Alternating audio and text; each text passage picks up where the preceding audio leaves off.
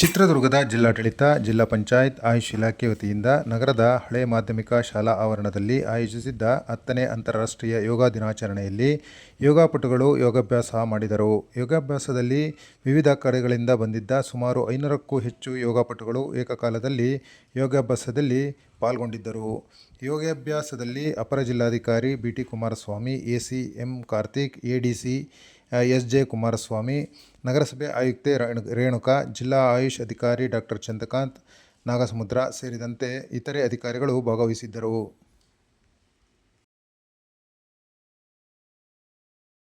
ಈ ಒಂದು ಪಾದ ಹಸ್ತಾಸನದ ಅಭ್ಯಾಸವನ್ನು ನಾವು ಮಾಡೋದ್ರಿಂದ ನಮಗೆ ಜೀರ್ಣಕ್ರಿಯೆ ಚೆನ್ನಾಗ್ತಾ ಹೋಗುತ್ತೆ. ಮಲಬದ್ಧತೆಯಲ್ಲಿ ಅನುಕೂಲವನ್ನ ಆಗುವಂತಹ ಈ ಒಂದು ಹೊಟ್ಟೆ ಭಾಗದ ಬೊಜ್ಜನ್ನ ಕರಗಿಸ್ಲಿಕ್ಕೂ ಸಹ ಈ ಒಂದು ಆಸನ ಸೋಲನ್ನು ಕೊಡಬೇಡಿ. ಎದೆ ಭಾಗ ಹಿಗ್ಗಿಸುವಂತಹ ಪ್ರಯತ್ನವನ್ನು ಜಾಸ್ತಿ ಮಾಡುತ್ತೆ. ನಮ್ಮ ಎದೆ ಭಾಗ